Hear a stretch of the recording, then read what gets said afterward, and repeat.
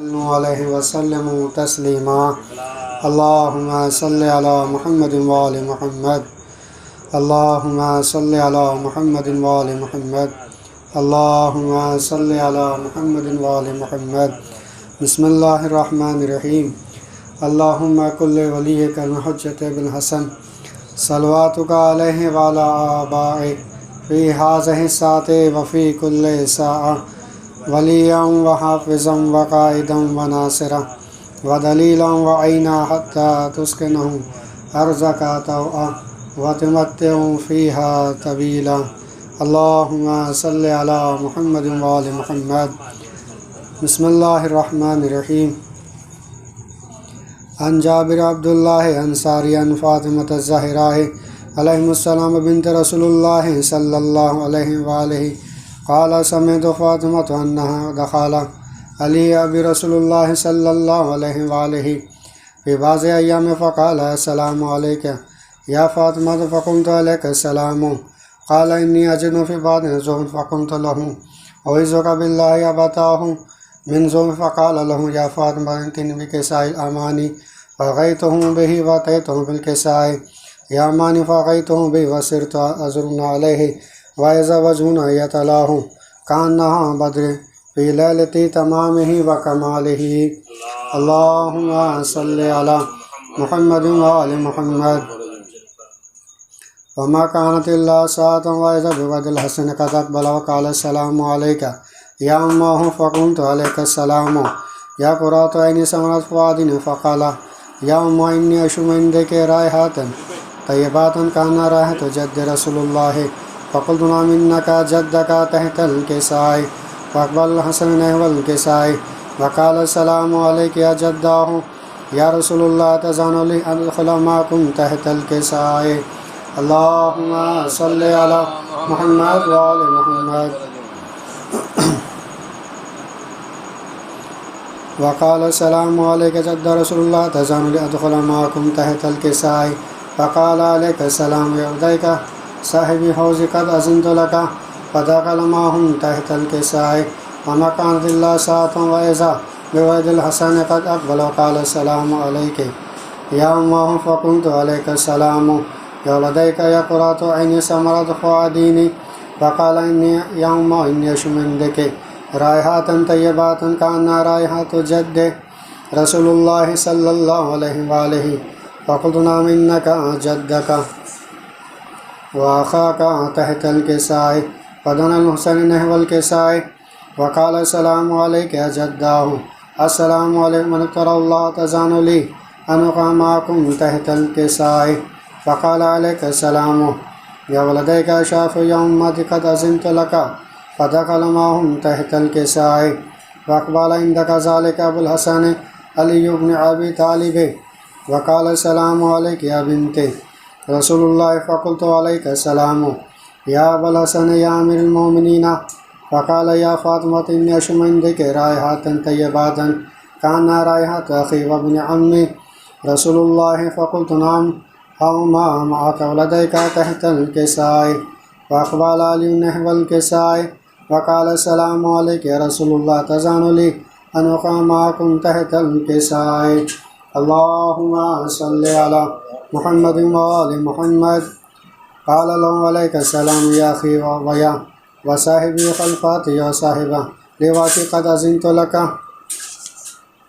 فدخل علي تحت الكساء ثم أتيت نحو الكساء وقلت السلام عليك يا بتاه يا رسول الله تزان لي أن أقام معكم تحت الكساء اللهم صل على محمد وآل محمد وقال عليك السلام بنت ويا وذاتي قد أذنت لك فدخل تحت الكساء فلما اختلمنا جميعا تحت الكساء وأخذ أبي رسول الله بتر بالكساء وأماتي بيد اليمنى إلى السماء وقال السلام عليك يا أهل البيت فحمساتي وحماتي واللحم واللحم ودم ودمي يؤلمهم ويؤلمهم أنا حزن لمن حرباهم وسلم لمن سلماهم وعدو لمن أعداهم محب لمن حبهم إنهم مني وأنا منهم فجلني صلواتك وبركاتك ورحمتك وغفرانك ورضوانك علي وعليهم أذهب عن رجس وطهركم تطهيرا. اللهم صل على محمد وآل محمد. وقال الله عز وجل يا ملائكتي وصفاتي يا سماوات إنما خلقت سماء مضيات وأرض مضيات ولا قمر مزيرا ولا شمس مزيرا ولا كي يدور ولا بحر يجري ولا فلك يسري إلا جعلكم محبة هؤلاء خمسة لجنهم تحت الكساء. فقال آمين جبريل يا رب ومن تحت الكساء. اللهم صل على محمد وآل محمد. وقال عزهم أهل البيت نبوتي مهدور رسالة فاطمة وأبوها وبنوها. اللهم صل على محمد وآل محمد. فقال جبريل يا رب أتزان لي أهبط إلى الأرض يكون معكم سادسا. فقال الله نعم قد أذنت لك فأهبط منه جبريل. وقال السلام عليك يا رسول الله علي قال يقرأك السلام يخصك بهتيات الإكرام يكون لك بالذات جلالي إنما خلد سمان مضيات والأرض مضيات ولا قمر مزير ولا شمس مزير وفلك يدور والبحر يجري ولا فلك يسري إلا جعلكم محبة قد أذنت لك أدخل معكم فهل تزان لي يا رسول الله. فقال رسول الله ولك السلام يا أمين وحي الله إنه نعم قد أذنت لك. فدخل جبريل معنا تحت الكساء.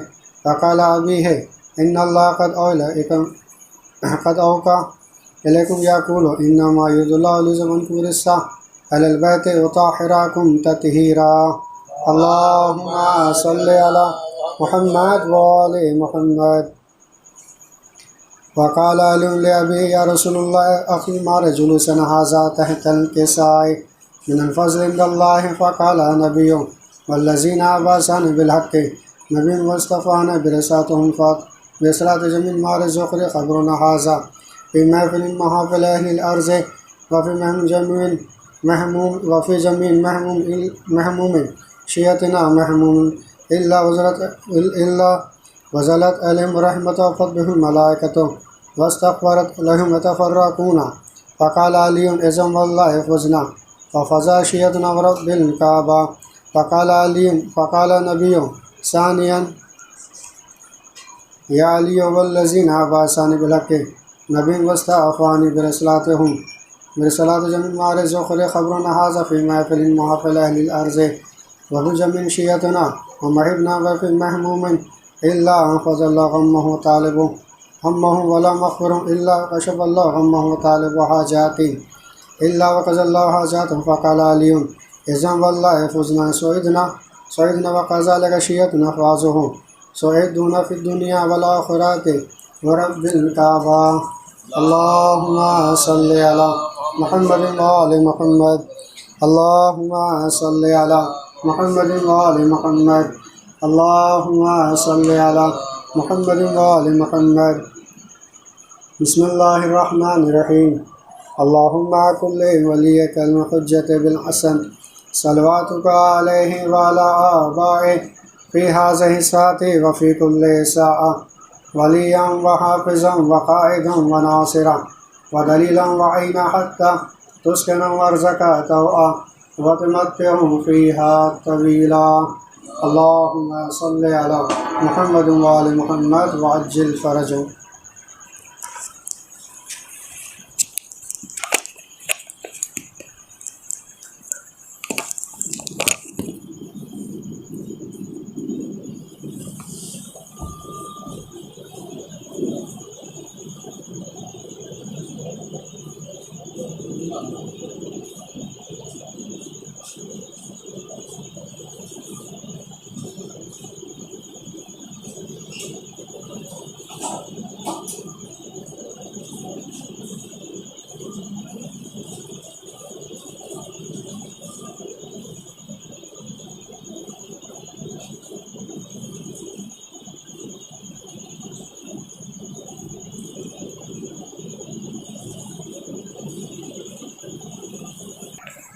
علی علی علی علی علی علی علی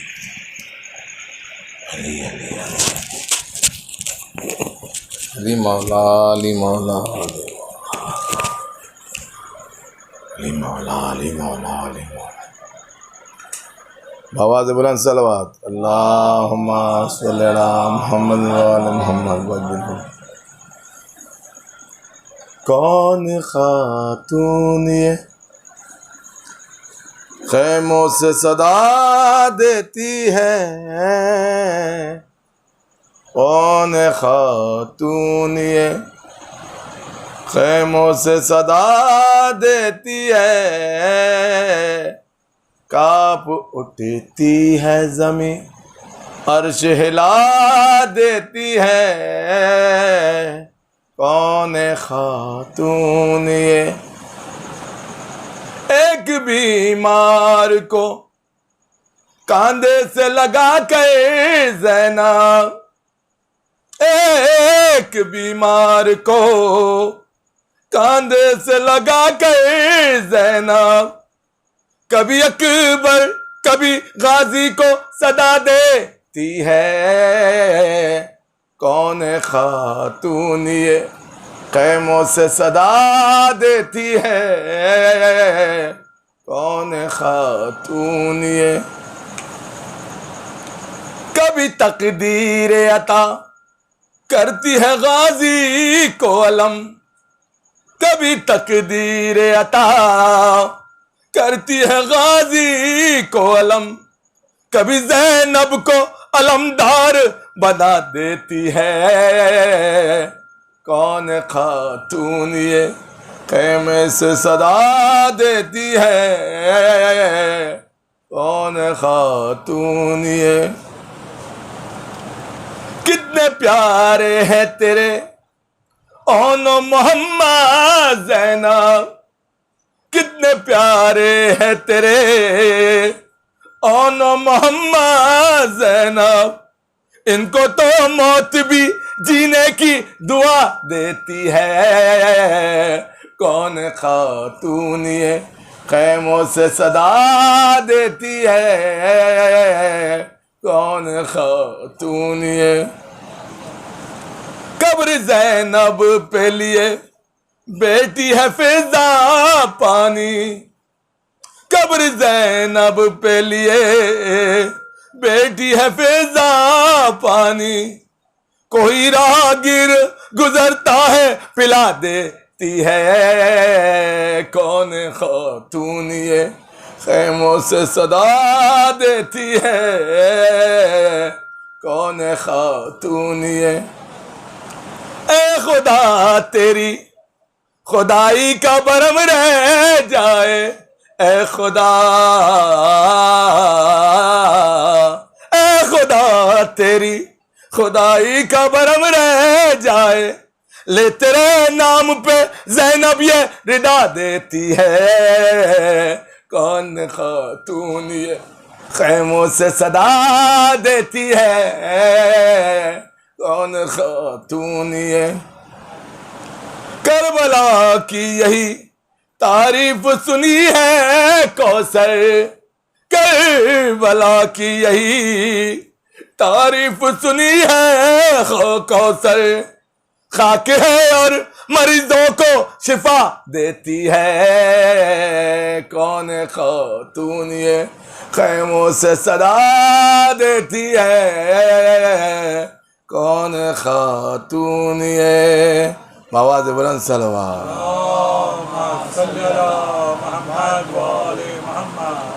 علی مولا علی علی علی علی علی علی علی علی علی علی علی علی علی علی علی علی علی علی علی ابو الفاس علی علی مولا. بیتاب ہے سکینہ بابا تیرے بغیر، بابا تیرے بغیر، مر جائے گی یہ دکھیا، مر جائے گی یہ دکھیا بابا تیرے بغیر، بابا تیرے بغیر۔ میں ڈھونڈتی پھرتی تھی مقتل میں تیرا لاشا، کرتا جو پیار مجھ کو کوئی نہیں تھا ایسا۔ روتی رہی سکینہ، روتی رہی سکینہ، بابا تیرے بغیر، بابا تیرے بغیر۔ شمرے لئی نے بابا اتنے تماچے مارے، زخمی ہے کان میں رخسار بھی ہے نیلے، ہوئی میں تو بے سہارا، ہوئی میں تو بے سہارا، بابا تیرے بغیر، بابا تیرے بغیر۔ کیا وقت تھا سوتی تھی میں آپ کے سینے پر، اب خاک کی ہے چادر اور خواب کا ہے بستر۔ کیا نیند کیسا سونا، کیا نیند کیسا سونا، بابا تیرے بغیر، بابا تیرے بغیر۔ ہر وقت رلاتا ہے مجھ دکھیا کو غم تیرا، دل میرا تڑپتا ہے جی لگتا ہے نہ میرا، ویران ہے یہ دنیا، ویران ہے یہ دنیا، بابا تیرے بغیر، بابا تیرے بغیر۔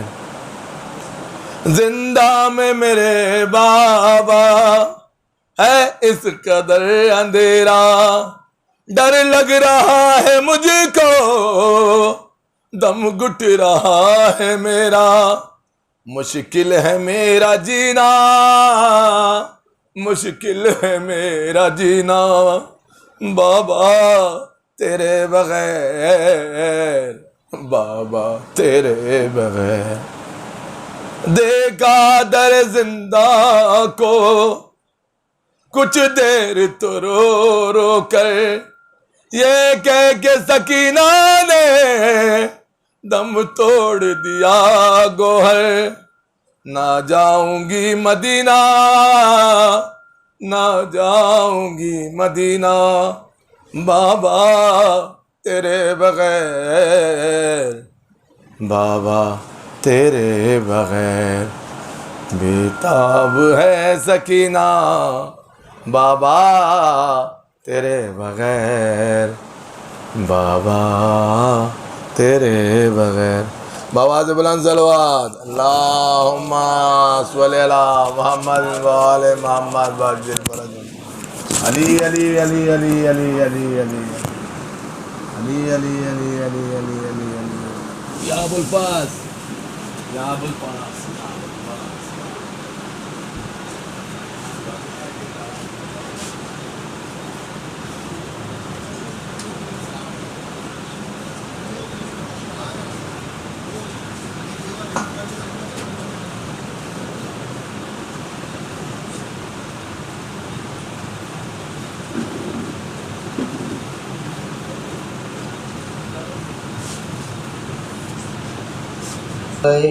حسین پیاسے حسین، ہائے حسین پیاسے حسین،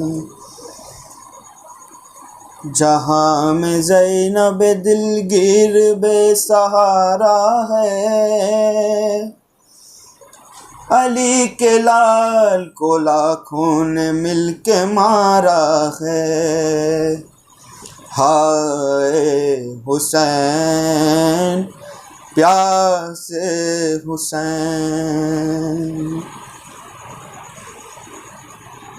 دمشق میں جو اسیروں کا قافلہ پہنچا،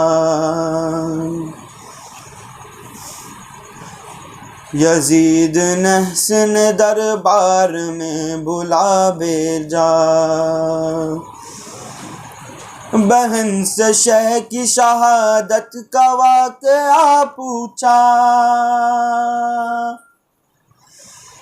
تڑپ کے بنت علی نے یزید سے یہ کہا،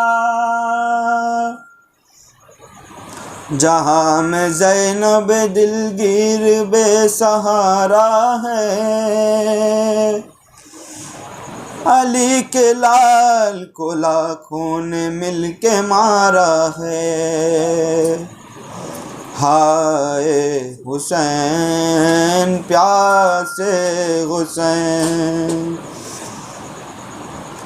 کہا یزید سے زینب نے ستم آرا، کیا غضب تیرے لشکر نے روز عاشورا، میرے حسین کو جنگل میں گھیر کر مارا، علی کا کر دیا برباد گھر کا گھر سارا، جو بے کفن ہے ابھی تک نبی کا پیارا ہے، علی کے لال کو لاکھوں نے مل کے مارا ہے، ہائے حسین پیاسے حسین، شہید ہو گئے عباس قاسم و اکبر، وہ میرے اون و محمد وہ میرے نور نظر، تمہیں میں ڈھونڈوں کہاں بے زبان علی اصغر، بتاؤ بیویوں میں روؤں آج کس کس پر، شکین سبط پیمبر کا سر اتارا ہے، علی کے لال کو لاکھوں نے مل کے مارا ہے، ہائے حسین پیاسے حسین، سہاگ اجڑا کسی کا کسی کی کوک جلی، کسی کی مانگ میں کرب و بلا کی خاک پڑی، کسی کا جل گیا دامن ردا کسی کی چھنی، نبی کی آل ہے زندہ میں یا علی مددی، زمیں کی گود میں اسلام کا ستارہ ہے، علی کے لال کو لاکھوں نے مل کے مارا ہے، ہائے حسین پیاسے حسین، نہ مرتے مرتے کسی ایک کو ملا پانی، نہ بے کسوں کے قریب آیا بے وفا پانی، وہ تڑپے پانی کو ان پہ تڑپ گیا پانی، تڑپ کے رہ گئے بچے نہ مل سکا پانی، زمین جلتی ہے ہر ایک ذرہ ایک شرارہ ہے، علی کے لال کو لاکھوں نے مل کے مارا ہے، ہائے حسین پیاسے حسین، ہائے حسین پیاسے حسین، محمد وآل محمد صلی اللہ علیہ وسلم۔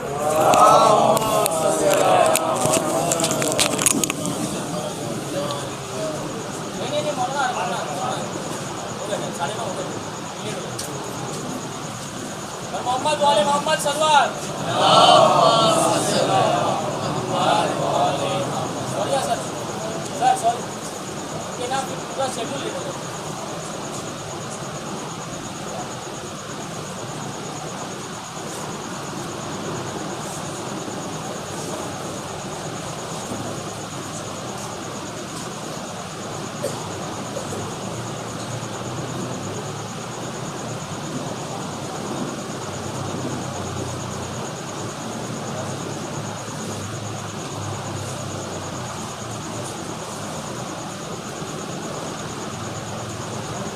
محمد صلوات.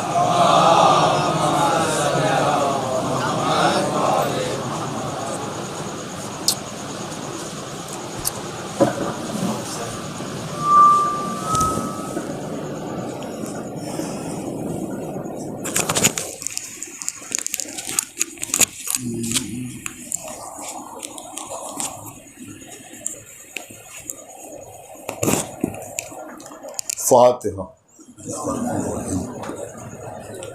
الحمدللہ رب العالمین الرحمن الرحیم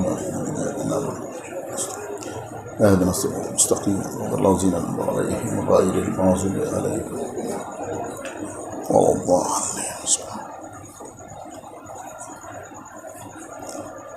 اللہ علیہ فرد صلی اللہ.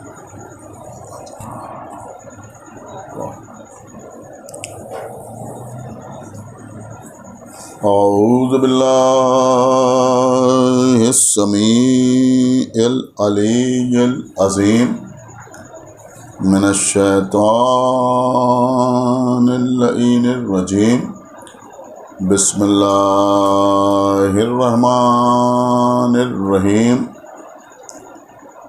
الحمد للہ الذی ہدانا لہذا وما كنا لنهتدي لولا أن هدانا الله لقد جاءت رسل ربنا بالحق. الصلاة والسلام على صاحب الدين والإسلام والحل والحرام والركن والمقام والصلاة والصيام والسجود والقيام والشريعة والأحكام والحجة والبرهان والمحبة والعرفان والحق والبيان والكتاب والقرآن.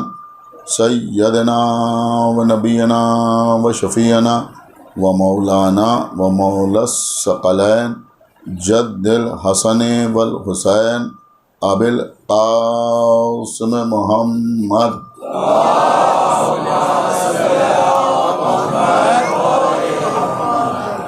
وعلى اہل بیتہ الطیبین الطاہرین المعصومین المظلومین المنتخبین المنتجبین الذین اذهب اللہ عنہم الرجس وطہرہم تطہیرا.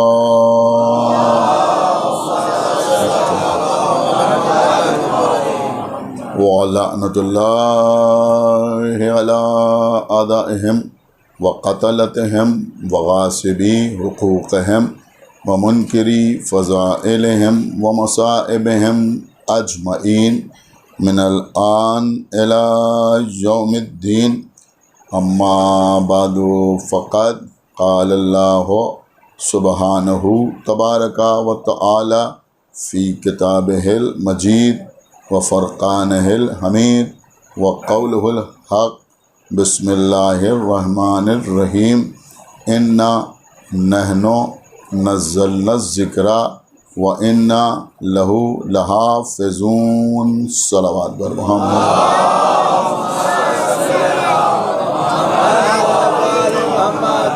حضرات مسلسل 3 دن سے گفتگو جاری و ساری ہے.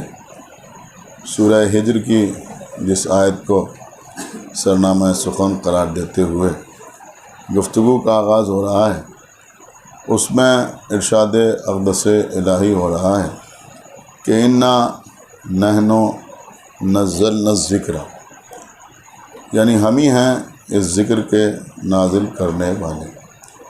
وَإِنَّا لَهُ لَحَافِظُونَ، اور ہم ہی ہیں اس کی حفاظت کرنے والے۔ عام طور پر مفسرین نے اور مترجمین نے اس آیت میں ذکر کے معنی قرآن بیان کیا۔ تو اگر ذکر سے مراد قرآن لیا جائے تو اس آیت کا ترجمہ اس طرح ہوگا کہ ہم ہی ہیں اس قرآن کے نازل کرنے والے اور ہم ہی ہیں اس کی حفاظت کرنے والے۔ قبل کل کی مجلس میں نے آپ کی خدمت میں یہ عرض کیا تھا کہ اللہ نے اپنے کلام میں یعنی قرآن مجید میں کبھی اپنے لیے انا کا لفظ استعمال کیا اور کبھی نحنو کا لفظ استعمال کیا۔ انا کا مطلب ہوتا ہے میں اور نحنو کا مطلب ہوتا ہے ہم۔ یہ جو نحنو ہے جسے ہماری زبان میں ہم کہا جاتا ہے، اس کو کہتے ہیں متکلم مع الغیر۔ عزیزوں، چونکہ ہم جب اللہ سے گفتگو کرتے ہیں تو اتنی احتیاط کرتے ہیں کہ اللہ کو آپ یا تم کہہ کے مخاطب نہیں کرتے بلکہ تو کہہ کر مخاطب کرتے ہیں، اور اس کا سبب یہ ہوتا ہے کہ ہم یہ نہیں چاہتے کہ جب ہم اللہ کو مخاطب کریں تو اس میں کسی اور کی شرکت کا شائبہ پیدا ہو جائے۔ لہذا اخلاص کو برقرار رکھنے کے لیے، اپنی توحید کے عقیدے کے تحفظ کے لیے ہم اللہ کے لیے تو کا لفظ استعمال کرتے ہیں۔ تو کل میں نے آپ کی خدمت میں یہ عرض کیا تھا کہ اب اس کے جواب میں ہونا تو یہی چاہیے کہ اللہ بھی اپنے لیے ہم کا لفظ استعمال نہ کرے بلکہ صرف اور صرف میں کا لفظ استعمال کرے۔ اس لیے کہ جب میں کہا جاتا ہے تو اس سے کوئی ایک ہی شخصیت مراد ہوتی ہے، لیکن جب ہم کہا جاتا ہے تو اس میں کسی دوسرے کی شرکت کی گنجائش موجود رہتی ہے۔ لیکن میں نے یہ بھی آپ کی خدمت میں عرض کیا تھا کہ اکثر علماء نے اس کی بہت سی توضیحات اور توجیحات بیان کی ہیں، بہت سی، جس میں ایک وجہ، ایک سبب، ایک علت، ایک توجیہ یہ بھی بیان کی گئی ہے کہ اللہ نے جہاں جہاں کوئی کام کسی کے وسیلے سے انجام دیا وہاں وہاں اللہ نے اپنے لیے ہم کا لفظ استعمال کیا۔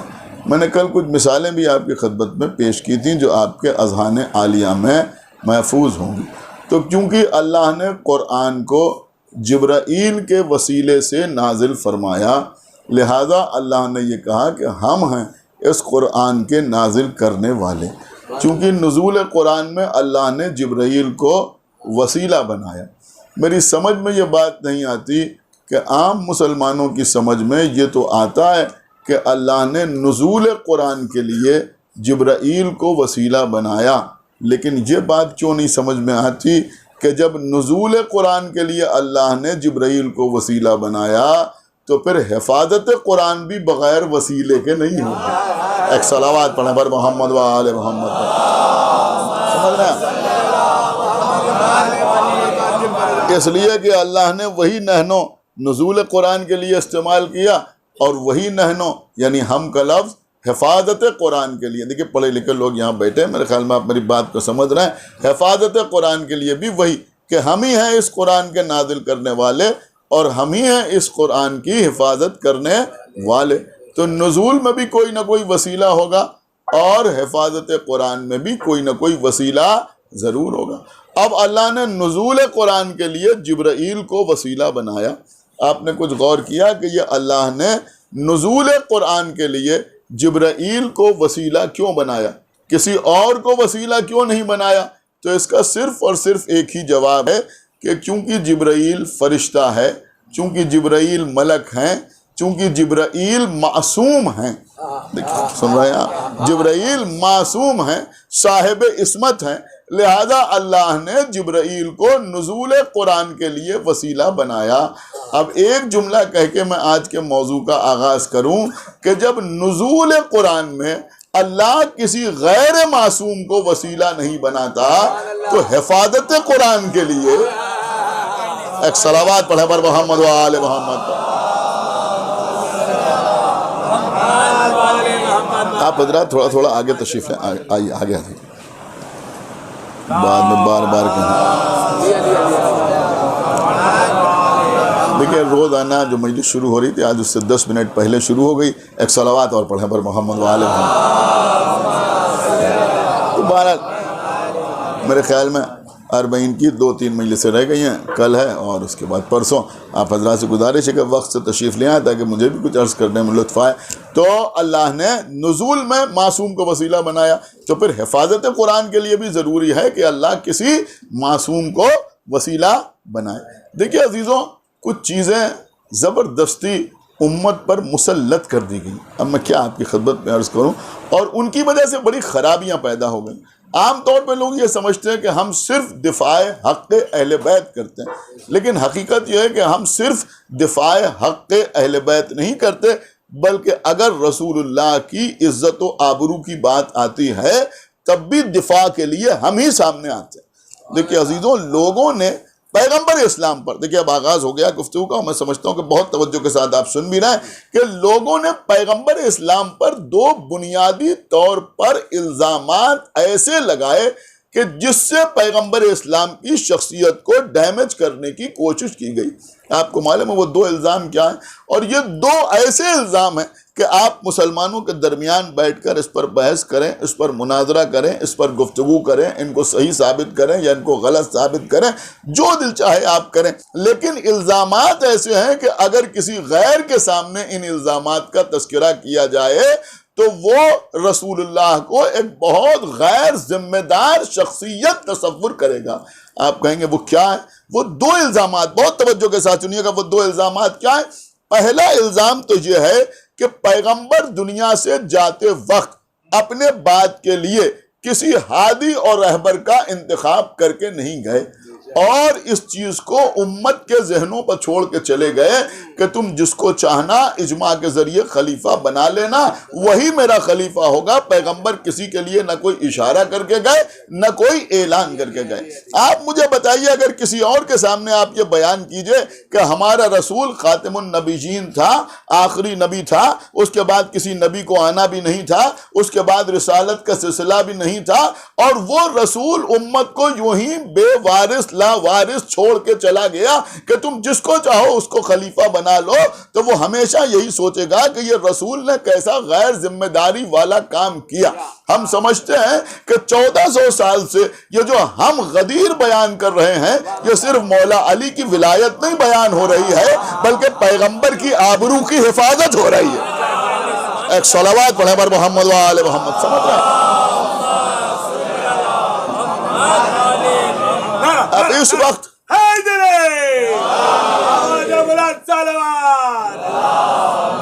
اس وقت یہ موضوع نہیں۔ اب میں دوسری چیز آپ کی خدمت میں عرض کروں، اور دوسرا الزام جو پیغمبر پہ لگایا گیا وہ آپ کو پتہ ہے کیا ہے؟ دوسرا الزام پیغمبر پہ یہ لگا دیا گیا کہ پیغمبر جب دنیا سے گئے، دیکھیں یہ بالکل کرنٹ ٹاپک ہے جو میں آپ کی خدمت میں عرض کر رہا ہوں، آج کل سوشل میڈیا میں اور ادھر ادھر یہ موضوع بہت چھایا ہوا ہے ایک شخص کی وجہ سے، تو بہرحال آپ ملاحظہ فرمائیں جو میں عرض کر رہا ہوں۔ دوسرا الزام پیغمبر اسلام کے اوپر یہ لگایا گیا کہ پیغمبر اسلام جو دنیا سے تشریف لے گئے تو قرآن کو جمع شدہ حالت میں چھوڑ کر نہیں گئے، بلکہ قرآن کو بکھرا ہوا چھوڑ کے چلے گئے۔ کچھ قرآن کی آیتیں کاغذ پر لکھی ہوئی کسی صحابی کے پاس موجود تھی، قرآن مجید کے کچھ سورے پتھروں پر لکھے ہوئے پیغمبر کے کسی صحابی کے پاس موجود تھے، کسی بی بی کے پاس پتوں پر لکھا ہوا قرآن موجود تھا جو انہوں نے اپنی چارپائی کے نیچے رکھ لیا، اور روایتیں یہاں تک ہیں کہ وہ کہتی ہیں کہ بکری آئی اور اسے کھا کے چلی گئی۔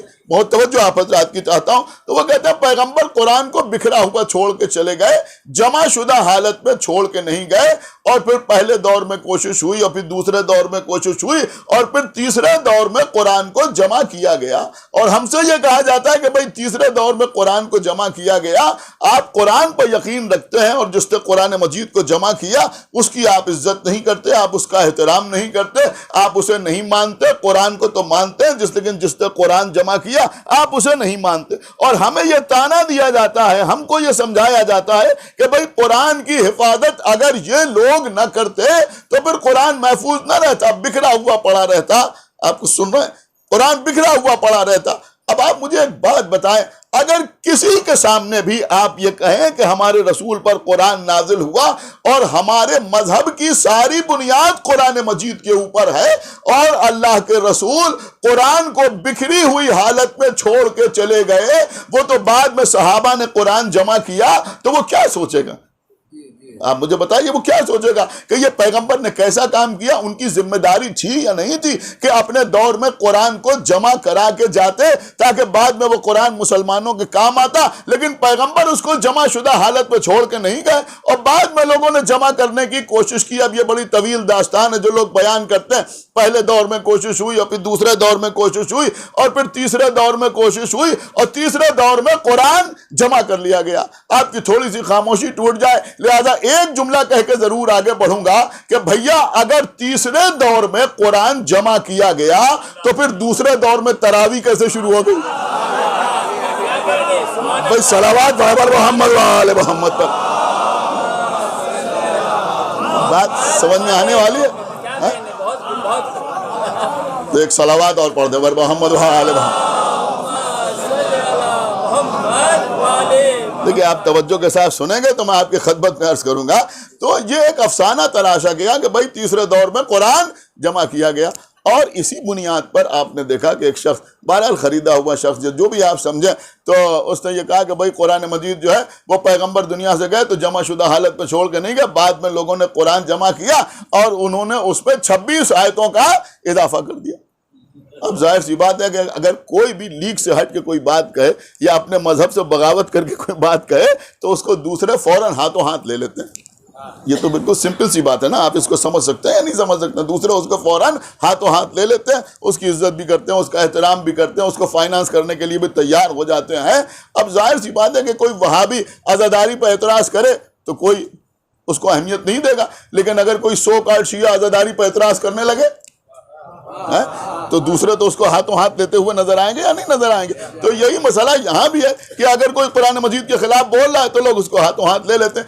اب یہاں پر لوگ کہتے ہیں، انہوں نے کہا صاحب یہ تو شیعوں میں سے نکلا، یہ بھی بات چلی، انہوں نے کہا صاحب یہ شیعوں میں سے یہ شخص نکلا اور اس نے قرآن مجید کے اوپر اعتراض کیا۔ تو میں نے لکھنؤ میں ایک جملہ کہا تھا، قبلہ سنیے گا، میں نے کہا بھائی آپ ہم کو یہ تانا دے رہے ہیں کہ آپ کے درمیان سے ایک ایسا آدمی نکل آیا، ارے بھائی ہم تو آدمی ہیں۔ جملہ آپ انشاءاللہ سمجھیں گے۔ ہم نے کہا بھائی ہم تو آدمی ہیں، ارے بھیا آدم کے گھر میں قابیل نکل آیا، تو اب اسے کیا کیا جا سکتا ہے؟ ایک صلوات پڑھے محمد و آل محمد، تو آدمی ہے، تو جب وہاں ہو سکتا ہے تو یہاں کیوں نہیں ہو سکتا؟ اب ظاہر سی بات ہے کہ اس کو سمجھا دیا گیا، بتا دیا گیا، اب کبھی ٹی وی پہ دکھایا جا رہا ہے، کبھی سوشل میڈیا میں آ رہا ہے، کبھی یہاں کبھی وہاں، اور اس کے بعد عجیب عجیب سی باتیں۔ انہوں نے کہا رسول اللہ کے زمانے میں قرآن تو تھا لیکن کتابی صورت میں قرآن موجود نہیں تھا، کتابی صورت میں قرآن موجود نہیں تھا۔ اب دیکھیں عزیزوں، قابل غور بات ہے کہ پیغمبر کے دور میں قرآن جمع ہو چکا تھا یا نہیں جمع ہوا تھا؟ آپ مجھے بتائیے، کیا عقیدہ ہے آپ؟ قرآن رسول کے زمانے میں جمع ہوا تھا یا نہیں جمع ہوا تھا؟ دیکھیں رسول پر قبلہ یہ بہت بڑا اعتراض ہے۔ اب میں آپ کے سامنے 2-3 دلیلیں پیش کرنے جا رہا ہوں جس کو آپ کسی کے سامنے بھی بیان کر سکتے ہیں اور اس کا کسی کے پاس کوئی جواب نہیں ہے کہ پیغمبر کے زمانے میں قرآن کتابی صورت میں تھا یا نہیں تھا۔ دیکھیں یہ اتنا بڑا مجمع میرے سامنے ہے، میں کوئی دعویٰ کروں تو کوئی نہ کوئی مجھ سے دلیل مانگے گا یا نہیں مانگے گا؟ بے شک مانگے گا۔ اللہ کے رسول ہے، 1.25 لاکھ حاجیوں کا مجمع ہے، 1.25 لاکھ حاجیوں کا مجمع ہے۔ خدا کے لیے بیدار ہو کے سنیے، بات رائے گا نہ جانے پائے، بہت پڑھے لکھے لوگ میرے سامنے بیٹھے ہوئے ہیں اور رسول اللہ قجاموں کے ممبر پر ہیں۔ وہ حدیث غدیر جو آپ سنتے ہیں اس سے پہلے پیغمبر نے ایک طویل خطبہ دیا جس کو آپ خطبہ غدیر کے نام سے جانتے ہیں۔ سب سے پہلے پیغمبر نے اسی خطبے میں حدیث ثقلین بیان فرمائی۔ کیا فرمایا پیغمبر نے؟ پیغمبر نے کہا انی تارکم فیکم الثقلین، کتاب اللہ ہے و عطرتی۔ ایک صلوات پڑھے بر محمد و آل محمد۔ یہی تو کہا پیغمبر، کیا کہہ رہے ہیں؟ پیغمبر کہہ رہے ہیں میں تمہارے درمیان 2 وزنی چیزیں چھوڑے جا رہا ہوں۔ جس میں ایک کتاب خدا ہے، دوسرے میرے اہل بیت ہیں، میری اطرت ہے۔ دیکھیں پیغمبر نے قرآن نہیں کہا، بلکہ پیغمبر نے کہا کہ ایک کتاب خدا ہے، دوسرے میرے اہل بیت ہیں۔ آج لوگ کہہ رہے ہیں پیغمبر کے زمانے میں کتابی صورت میں قرآن موجود ہی نہیں تھا۔ ہمارا سوال ہے کہ جب غدیر میں 1.25 لاکھ حاجیوں کے درمیان پیغمبر نے کہا کہ میں تمہارے درمیان کتاب چھوڑ کے جا رہا ہوں، تو کوئی تو کھڑے ہو کے پیغمبر سے پوچھتا کہ وہ کتاب کہاں ہے؟ ہائے ہائے ہائے، ایک صلوات پڑھے پر محمد و آل محمد پر۔ میرے خیال میں جو سننے کا حق تھا وہ آپ نے ادا نہ کیا کہ بھائی کوئی تو کھڑے ہو کے پوچھتا کہ وہ کتاب کہاں، لیکن کسی کا کھڑے ہو کے نہ پوچھنا یہ بتاتا ہے کہ قرآن کتابی صورت میں موجود تھا۔ اگر موجود نہ ہوتا تو پھر پیغمبر کیسے کہتے میں تمہارے درمیان کتاب چھوڑ کے جا رہا ہوں؟ اچھا اس کو جانے دیجیے، یہاں پر کسی نے نہیں پوچھا، لیکن جب آخر وقت میں پیغمبر اسلام نے فرمایا کہ میرے لیے قلم و کاغذ لے آؤ، میں تمہارے لیے ایسا نوشتہ لکھ دوں کہ تم گمراہ نہ ہو، تو سامنے سے کیا آواز آئی؟ آواز آئی حسبنا کتاب اللہ۔ یہی تو آواز آئی نا، آواز آئی حسبنا کتاب اللہ، یعنی ہمارے لیے کتاب اللہ کافی ہے۔ تو پھر پیغمبر کو پوچھنا چاہیے تھا وہ کتاب کہاں ہے؟ جب کتاب تھی ہی نہیں، سمجھ رہے ہیں آپ، جب کتاب تھی ہی نہیں، موجود ہی نہیں تھی، تو پھر پیغمبر اسلام کو پوچھنا چاہیے تھا کہ وہ کتاب کہاں ہے۔ لیکن غدیر میں کسی اور کا نہ پوچھنا یہ بتاتا ہے کہ کتاب موجود ہے، اور یہاں پر پیغمبر کا نہ کہنا یہ بتاتا ہے کہ کتاب موجود ہے۔ اچھا اس کو جانے دیجئے، آپ تمام حضرات ماشاءاللہ قرآن مجید کی تلاوت کرتے رہتے ہیں، اور قرآن کی تلاوت کرنا ہی چاہیے۔ معصومین نے تلاوت قرآن پر بہت زیادہ زور دیا ہے، یعنی فرمایا ہے کہ ہمارے شیعہ کے لیے ضروری ہے کہ وہ روزانہ کم سے کم 50 آیتوں کی تلاوت کرے، یعنی روزانہ کم سے کم 50 آیتوں کی تلاوت تو کرنا ہی کرنا چاہیے۔ اور میں اکثر یہ بات نوجوانوں کے لیے بیان کر دیتا ہوں کہ بھائی 50 آیتوں کی تلاوت کرنا ہے تو اگر کسی دن وقت زیادہ ہو تو سورہ بقرہ کی 50 آیتیں پڑھ لیجئے، سورہ آل عمران کی 50 آیتیں پڑھ لیجئے، سورہ نساء کی 50 آیتیں پڑھ لیجئے جس پہ طویل آیات ہیں، اور اگر وقت کم ہو تو سورہ رحمان پڑھ لیجئے، اس سے 50 آیتیں مکمل کر لیجئے جہاں بہت چھوٹی چھوٹی آیتیں، سمجھ رہے ہیں، یا سورہ صافات پڑھ لیجئے جس میں چھوٹی چھوٹی آیتیں ہیں، سورہ نبا پڑھ لیجئے جس میں چھوٹی چھوٹی آیتیں ہیں، تو ان سوروں کے مدد سے آپ 50 آیتیں مکمل کر سکتے ہیں۔ تو آپ قرآن مجید کی ماشاءاللہ تلاوت کرتے رہتے ہیں۔ دیکھیں کسی فرقے کا مسلمان ہو، کسی فرقے کا مسلمان ہو، حنفی ہو، شافعی ہو، مالکی ہو، حنبلی ہو، دیوبندی ہو، کسی بھی فرقے کا مسلمان ہو، بریلوی ہو، صوفی ہو، شیعہ ہو، غیر شیعہ ہو، جب وہ قرآن مجید کی تلاوت کرتا ہے تو کوئی 1 مہینے میں، کوئی 2 مہینے میں، کوئی 3 مہینے میں، جو لوگ مسلسل تلاوت کرتے رہتے ہیں قرآن تمام بھی ہوتا ہے۔ اب جب قرآن تمام ہوتا ہے تو اس کے بعد لوگ دعائے ختم قرآن پڑھیں، پڑھتے ہی نہیں پڑھتے، سب کے سب دعائے ختم قرآن پڑھتے ہیں؟ کہ ہاں بھائی سب کے سب دعائے ختم قرآن ضرور پڑھتے ہیں، اور اکثر قرآن مجید جو چھپتے ہیں تو آخر میں دعائے ختم قرآن بھی اس میں چھپتی ہے، آخر میں موجود رہتی ہے، لوگ دعائے ختم قرآن پڑھتے ہیں۔ اب ہم پوچھنا چاہتے ہیں کہ یہ دعائے ختم قرآن کس نے تعلیم کی؟ اللہ اکبر۔ عزیزوں یہ سوچ کے میں نے موضوع نہیں چھوڑا تھا کہ آپ ایسے سنیں گے، ایک صلوات پڑھیں پر محمد و آل محمد۔ لیکن ماشاءاللہ پڑھے لکھے لوگ بیٹھے ہوئے ہیں، کسی سے پوچھے کہ بھئی یہ دعائے ختم قرآن کس نے تعلیم کی ہے؟ یہ علامہ ابن قیم نے تعلیم کی ہے، مولانا قاسم نانوتوی نے تعلیم کی ہے، امام بخاری نے بتائی ہے، امام مسلم نے بتائی ہے، اچھا اصحاب میں کسی نے بتائی ہے، ائمہ اربعہ نے بتائی ہے، امام ابو حنیفہ نے تعلیم کی ہے، امام شافعی نے تعلیم کی ہے، امام مالک نے تعلیم کی ہے، امام احمد ابن حنبل نے تعلیم کی ہے، کسی صحابی نے، تابعی نے، تبع تابعی نے، کس نے تعلیم کی ہے؟ کسی بھی فرقے کا مسلمان ہو روایت کچھ بھی بیان کرے، راویوں کا سلسلہ کچھ بھی بیان کرے، لیکن بیان یہی کرے گا کہ دعائے ختم قرآن پیغمبر نے تعلیم فرمائی ہے۔ آپ نے شاید غور ہی نہیں فرمایا. دعائے ختم قرآن کس نے تعلیم کی ہے؟ کہ پیغمبر نے تعلیم فرمائی ہے. یعنی پیغمبر نے اپنے اصحاب کے سامنے دعائے ختم قرآن تعلیم فرمائی. کیا کہا؟ کہ جب قرآن ختم کر لینا تو پھر یہ دعا پڑھنا. اب آپ ہمیں بتائیں کہ اگر پیغمبر کے زمانے میں جمع شدہ حالت میں قرآن موجود نہیں تھا تو پھر یہ ختم قرآن کی دعا تعلیم کرنے کا مطلب کیا ہے؟ بھائی صلوات پڑھا پر محمد و آل محمد پر تھا یا نہیں؟ اس سے کچھ ثابت ہوتا ہے یا ثابت نہیں ہوتا؟ اس سے یہ ثابت ہوتا ہے کہ بھئی پیغمبر اسلام کے زمانے میں قرآن مجید جمع شدہ حالت میں موجود تھا. جمع شدہ حالت میں موجود تھا. اب یہ بات کے جو افسانے بنائے جاتے ہیں وہ صرف اور صرف اس لیے بنائے جاتے ہیں کہ چونکہ پیغمبر کے سامنے اہل بیت کا انکار کیا اور یہ کہا کہ حسبنا کتاب اللہ، ہمارے لیے کتاب خدا کافی ہے، لہذا تب سے لے کے آج تک لوگ ہر وقت قرآن قرآن قرآن قرآن کیا کرتے ہیں. آپ سمجھ رہے ہیں؟ اب کچھ تو ظاہر کرنا ہی تھا، لہذا تیسرے دور خلافت کے سر پر انہوں نے جمع قرآن کا صحرا باندھ دیا کہ انہوں نے قرآن مجید کو جمع کیا. کیسے جمع کیا؟ کہ کسی کو 2 آیتیں یاد تھیں تو اس سے پوچھ کے لکھ لیں، کسی کو 4 آیتیں یاد تھیں تو اس سے پوچھ کے لکھ لیں. دیکھیے عزیزوں، یہیں سے خطرات پیدا ہوتے ہیں. یہیں سے خطرات پیدا ہوتے ہیں جب اس طرح کی باتیں کی جاتی ہیں. میں آپ کے سامنے مثال پیش کروں.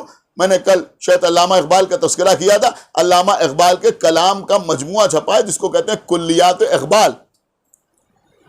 یہ کلیات اقبال جو ہیں، کسی کا بھی کلام اگر جمع کیا جائے تو 2 طریقے ہوتے ہیں. یا تو اس کا سارا کلام ایک ساتھ جمع کر لیا جاتا ہے اور یا پھر انتخاب کی صورت میں اس کا کلام جمع کیا جاتا ہے. تو یہ کلیات یا دیوان کے نام سے جو کتابیں چھپتی ہیں، اس کا مطلب یہ ہوتا ہے کہ اس پہ شاعر کا تمام کلام جو ہے وہ موجود ہے. تو علامہ اقبال کا سارا کلام جمع کیا گیا، اس کا نام رکھا گیا کلیات اقبال.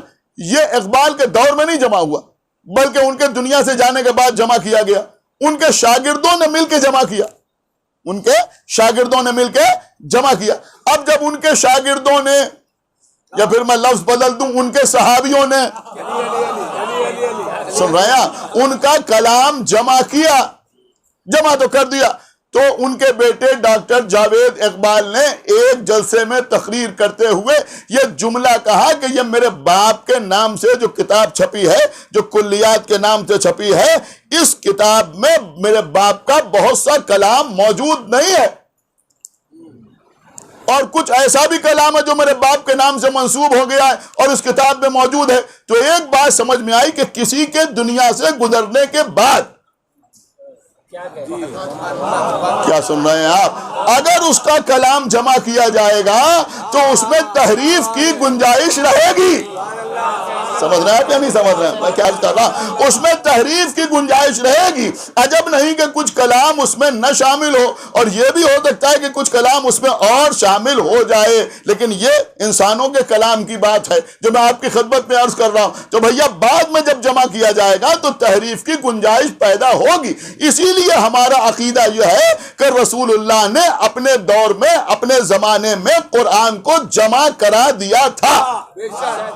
رسول کے بعد قرآن جمع نہیں ہوا بلکہ رسول کے زمانے ہی میں قرآن جمع ہو گیا تھا. اور یہ قرآن جو ہمارے پاس موجود ہے یہ رسول کے زمانے میں جمع ہو چکا تھا. اب یہ جو ترتیب قرآن ہے اس کے لیے بھی بہت سی دلیلیں ہمارے پاس موجود ہیں، لیکن اس وقت میں کچھ اور آپ کی خدمت میں عرض کرنا چاہ رہا ہوں. تو پیغمبر نے اپنے زمانے میں قرآن جمع کرا دیا تھا. اب اس کی ایک دلیل اور میں آپ کی خدمت میں پیش کروں اور انشاءاللہ اس کو ہر آدمی محسوس کرے گا، اور وہ قبلہ دلیل یہ ہے کہ یہ جو قرآن ہمارے گھر میں رکھا ہوا ہے، اس قرآن میں جو پہلا سورہ ہے یعنی سورہ حمد، اس کا نام ہے فاتحہ.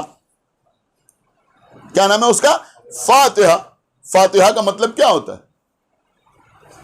فاتحہ کا مطلب کیا ہوتا ہے؟ فاتحہ کا مطلب فقط یہ نہیں ہوتا کہ سامنے کھانے کی کچھ چیزیں رکھ دی جائیں اور کسی مرحوم کا فاتحہ ہو رہا ہے. اس کو بھی فاتحہ اس لیے کہا جاتا ہے کہ اس پہ سورہ حمد کی تلاوت کی جاتی ہے. تو سورہ حمد جو ہے اس کو کہتے ہیں سورہ فاتحہ. اس کو فاتحہ کیوں کہتے ہیں؟ فاتحہ کا مطلب ہوتا ہے افتتاح. سمجھے آپ؟ فاتحہ کا مطلب ہوتا ہے افتتاح. فاتحہ کا مطلب ہوتا ہے اناگریشن. فاتحہ کا مطلب ہوتا ہے ادگھاٹن. دیکھیں اس سے زیادہ میں وضاحت نہیں کر سکتا. یہ مجلس سے پہلے جو ذاکر کہتا ہے فاتحہ، تو کوئی یہ نہ سوچے کہ یہ فاتحہ پڑھ کے امام حسین کو بخشا جا رہا ہے. آپ کچھ غور کر رہے ہیں یا نہیں غور کر رہے ہیں؟ اما ہم کیا اور ہماری اوقات کیا؟ آپ سمجھ رہے ہیں نا کہ ہم کیا اور ہماری اوقات کیا کہ ہم امام حسین علیہ الصلوۃ والسلام کو ایصال ثواب کریں گے. یہ جو فاتحہ پڑھا جاتا ہے آپ کو معلوم ہے کیوں پڑھا جاتا ہے؟ یہاں بھی معاملہ وہی ہے کہ فاتحہ کا مطلب ہے افتتاح. تو کیونکہ قرآن صامت کا آغاز فاتحہ سے ہوتا ہے، لہذا جب قرآن ناطق کا تذکرہ ہو صلوات بر محمد و آل محمد.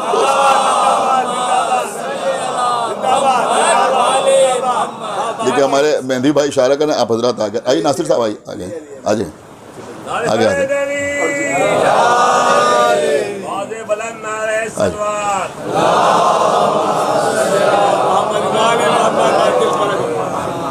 تو میں عرض یہ کر رہا تھا کہ یہ آغاز جو ہے یہ فاتحہ سے ہوتا ہے، اور اس کی بھی ایک سبب ہے، اس کی بھی ایک وجہ ہے جو میں آپ کی خدمت میں عرض کروں. آپ پڑھیں عزیزوں، قرآن مجید کے جتنے سورے ہیں ہر سورے میں کوئی نہ کوئی ایسا فائدہ ہے جو بیان کیا گیا. یہ سورہ پڑھو تو یہ فائدہ ہے، یہ سورہ پڑھو تو یہ فائدہ ہے، یہ سورہ پڑھو تو یہ فائدہ ہے.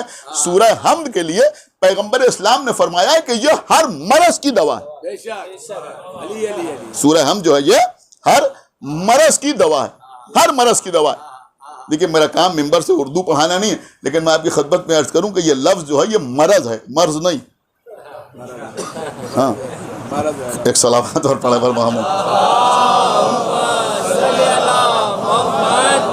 بعض چیزوں کی وجہ سے کنفیوژن ہو جاتا ہے. مثلا جیسے صبر ہے، صبر نہیں ہے تو وہ صبر ہے، سمجھ رہے ہیں؟ قدر ہے، صبر ہے، صبر نہیں ہے بلکہ صبر ہے. لیکن کچھ الفاظ ایسے ہیں کہ جو اسی طرح بولے جاتے ہیں. مثلا جیسے عرق نہیں ہے بلکہ عرق ہے. صحیح لفظ جو ہے وہ عرق ہے، عرق نہیں ہے. اسی طرح سے مرض جو ہے وہ صحیح لفظ ہے. اور اگر آپ اس کو سمجھنا چاہتے ہیں تو ہمیشہ اس طرح کے الفاظ کو شعروں کے ذریعے سمجھا جاتا ہے. مثلا مصرع ہے کہ مرض بڑھتا گیا جیوں جیوں دوا کی. ایک صلوات پڑھیں پر محمد و آل محمد. یہ صرف میں نے اس لیے آپ کی خدمت میں عرض کیا کہ کبھی کبھی کسی کے سامنے مرض کہہ دیجئے تو لوگ اصلاح کر دیتے ہیں مرض. ایک صلوات پڑھیں پر محمد و آل محمد. تو یہ صحیح لفظ جو ہے وہ مرض. تو پیغمبر اسلام نے فرمایا کہ سورہ فاتحہ جو ہے یعنی سورہ حمد جو ہے یہ ہر مرض کی دوا ہے سوائے مرض موت کے. اور خاص طور سے پیغمبر اسلام جب اپنے سر میں درد محسوس کرتے تھے.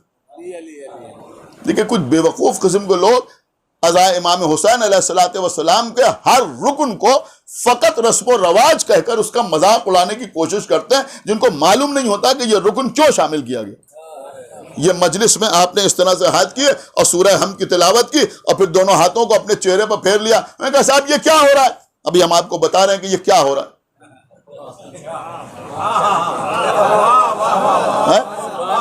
سنیے، ہو سکتا ہے بہت سے لوگ نہ جانتے ہو جو میں عرض کر رہا ہوں یہ کیا ہو رہا ہے. بتائیں آپ کو رسول اللہ کے لیے آپ دیکھیں تمام سیرت کی کتابوں میں ملتا ہے کہ پیغمبر اسلام جب اپنے سر میں درد محسوس کرتے تھے تو پیغمبر اس طرح سے ہاتھوں کو کرتے تھے اور سورہ حمد کی تلاوت کرتے تھے. اور سورہ حمد کی تلاوت کرنے کے بعد اپنے دونوں ہاتھ اپنے چہرے پر پھیر لیتے تھے تو پیغمبر کا درد سر دور ہو جاتا تھا. دیکھیں درد سر دور ہونے کی یہ ایک بہترین دوا ہے. اس عمل کو آپ کر کے آزما سکتے ہیں. اور ایسی دوا ہے جس کے سائیڈ ایفیکٹس بھی نہیں ہیں. یعنی سر درد کی ساری دوائیں جو ہیں ان کے کچھ نہ کچھ سائیڈ ایفیکٹس ہوتے ہیں، اس کے سائیڈ ایفیکٹس بھی نہیں ہیں. تو سورہ حمد پڑھ کے اپنے چہرے پر پھیر لیا جائے. اب آپ سمجھے عزیزوں، آپ محسوس نہیں کرتے کوئی ذاکر، دیکھیں میں آپ کی خدمت پہ بالکل واضح طور پہ عرض کر رہا ہوں، کوئی ذاکر چاہے وہ فضائل پڑھتا ہو، چاہے معارف پڑھتا ہو، چاہے مناظرہ پڑھتا ہو، جب ممبر پہ آتا ہے 1 گھنٹہ مجلس پڑھتا ہے تو اس 1 گھنٹے کی مجلس کے پیچھے اس کی کم سے کم 5-7 گھنٹے کی محنت ہوتی ہے. سمجھ رہے ہیں؟ 5-7 گھنٹے کی محنت ہوتی. اب میں دل چاہ رہا ہے کہ آپ کی خدمت پہ یہ جملہ عرض کر دوں کہ بھائی اگر کوئی شخص ممبر پہ آ کے فضائل پڑھے گا، میٹر پڑھے گا، معارف پڑھے گا، مناظرہ پڑھے گا تو اس کو محنت کر ہی کے ممبر پہ آنا پڑے گا. اور اگر محنت نہ ہو تو پھر ممبر پر بیٹھ کے ڈانٹنا بھٹکارنا شروع کر دیجئے، مجلس ہو جائے. ایک صلوات پڑھیں پر محمد.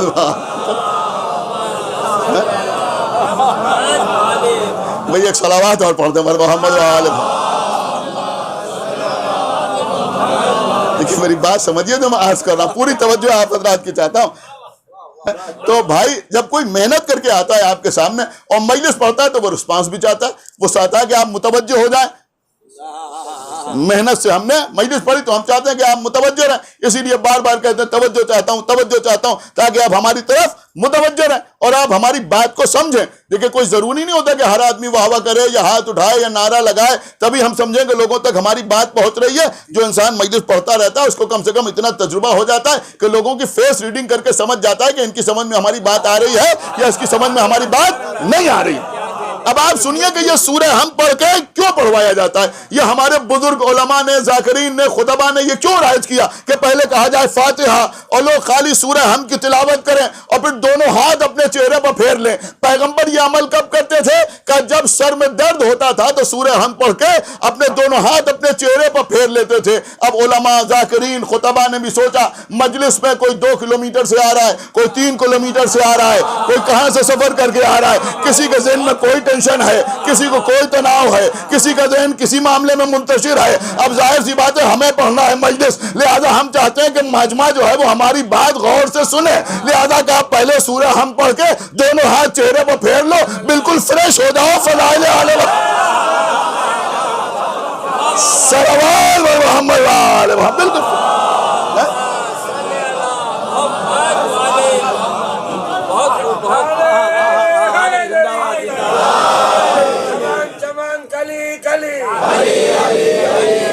شہر شہر گلی گلی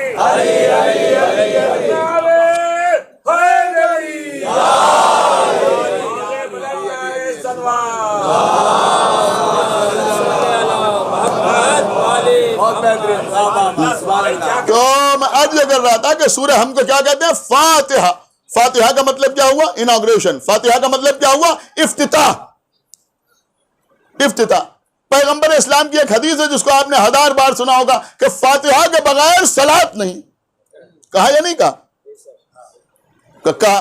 اس کا مطلب کیا ہوا؟ اس کا مطلب یہ ہوا کہ پیغمبر کی زندگی میں سورہ حمد کو فاتحہ کہا گیا اور خود پیغمبر نے فاتحہ کہا.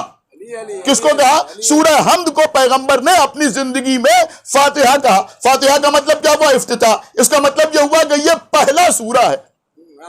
اب آپ مجھے بتائیں جس ترتیب سے قرآن نازل ہوا، نزول کے اعتبار سے تو پہلا سورہ اقرا ہے، تو پھر یہ سورہ ہم جو ہے یہ فاتحہ کیسے ہے؟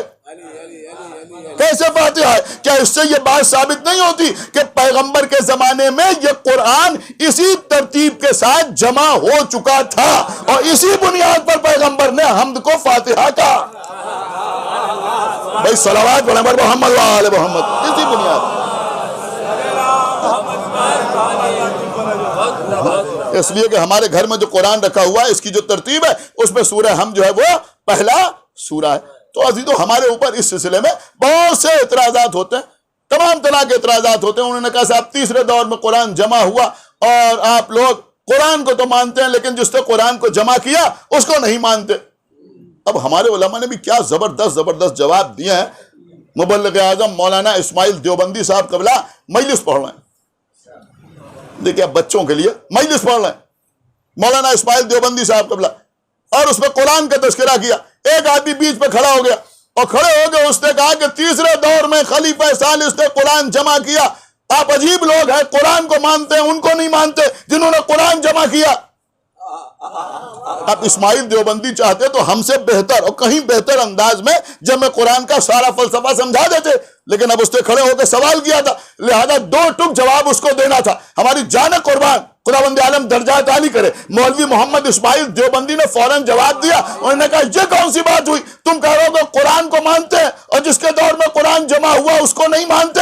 ارے بھیا ہم موسیٰ کو مانتے ہیں اور موسیٰ جس کے دربار میں پلے اس فرعون کو نہیں مانتے.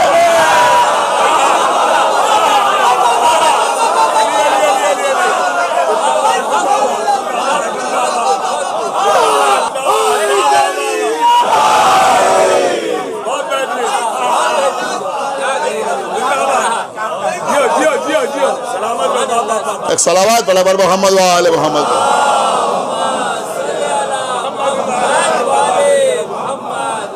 دیکھیں ایک بات اور میں آپ کی خدمت میں عرض کر دوں. یہ جو اللہ کہہ رہا ہے کہ انا نحن نزلنا الذکر وانا لہ لحافظون، ہم ہی ہیں اس ذکر کو نازل کرنے والے اور ہم ہی ہیں اس کی حفاظت کرنے والے۔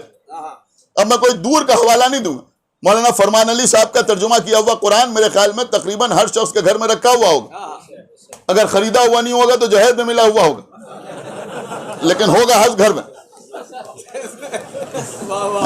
اس لیے کہ بہت مقبول ہے۔ ایک صلوات پڑھ محمد وآلہ۔ دیکھیں قبلہ، جہیز کا بھی عجیب و غریب مسئلہ ہے، اور میں یہ سب باتیں تھوڑی تھوڑی کبھی کبھی اس لیے عرض کرتا ہوں کہ لوگوں کی سمجھ میں آئے کہ تبلیغ کا میدان صرف عزاداری نہیں،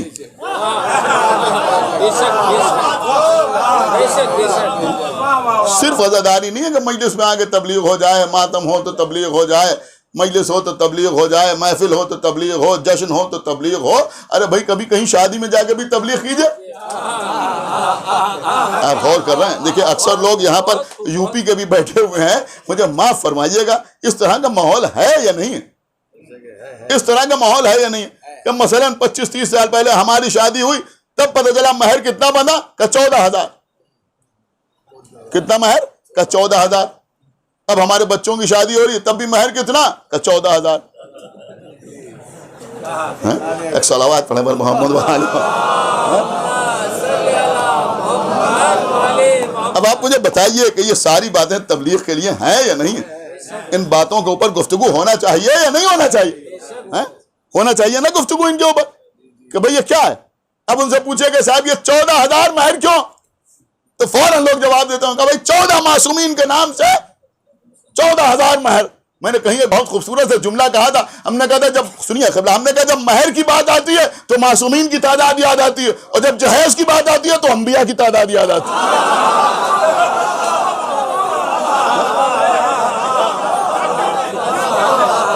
ایک صلوات پڑھا بول محمد وآل محمد، تو وہ یاد آتا۔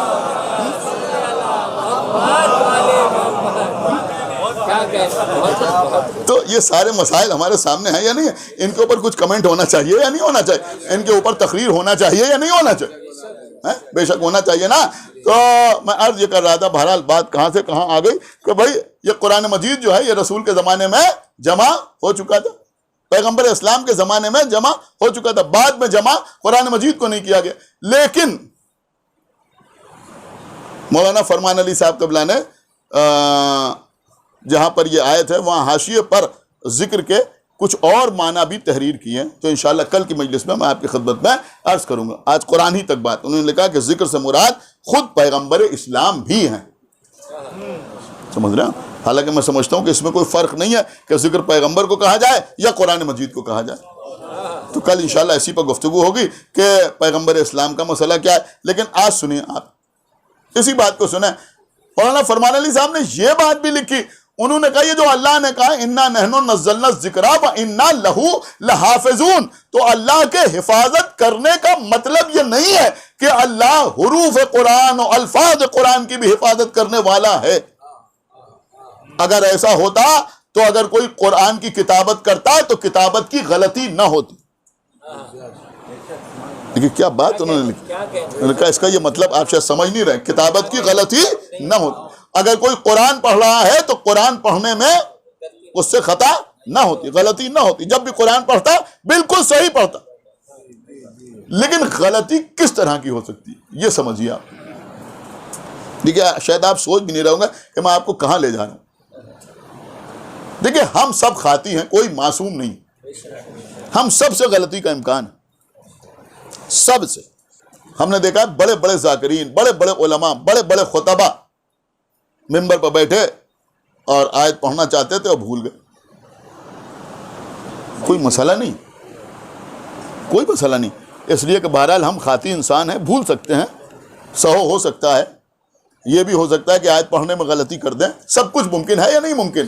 کہ سب کچھ ممکن ہے، سب کچھ جانے دیجیے عزیزوں۔ یہاں ممبر پر میں نہیں ہوں، کوئی بہت بڑے عالم آگے بیٹھ گئے، اتنا بڑا ماما ابا قبا بزرگ عالم، چہرے سے روب علم طاری ہو رہا ہے، یہی مجمع سامنے بیٹھا ہوا ہے، پڑھا لکھا، ماشاءاللہ 5 وقت کے نمازی، بلکہ نماز شب بھی پڑھنے والے، نوافل بھی پڑھنے والے، روزانہ نہ معلوم کتنی بار سورہ ہم پڑھتے ہیں، اور منبر پر کوئی عالم بیٹھا ہوا ہے. دیکھیں یہ معاملہ سمجھداروں ہی تک ہے, بے عقل آدمی کی بات نہیں ہے. انہوں نے کسی سے کہا بھیا ذرا کھڑے ہو جاؤ, وہ کھڑے ہو گئے. میں کہا سورہ ہم سناؤ.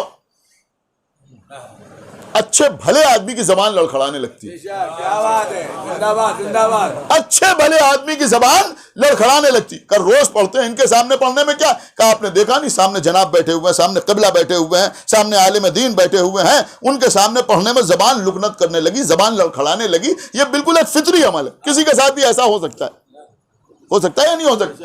اب اگر ایک دن انہوں نے کہا کہ سورہ ہم سناؤ, ہم سنانے کے لیے کھڑے ہو گئے, لڑکھڑا گئے. اب دوسرے دن اگر مجلس میں آئے ان کی تو سر جھکا کے بیٹھے, کہیں آج بھی ہم ہی کو مخاطب نہ کر لیں. ایک بات تو قبلہ سمجھ میں آئی کہ جب معیار علم میں فرق ہوتا ہے تو کسی کے سامنے کچھ سنانے میں زبان لکنت کرتی ہے, لیکن جہاں ایک نور کے دو حصے ہوتے ہیں. ابھی آپ نے شاید پورا جملہ سنا نہیں, جہاں ایک نور کے دو حصے ہوتے ہیں وہاں 3 دن کا علی 30 برس کے محمد سے پوچھتا ہے زبور سناؤ, تورات سناؤ, انجیل سناؤ یا قرآن. 3 دن کے علی.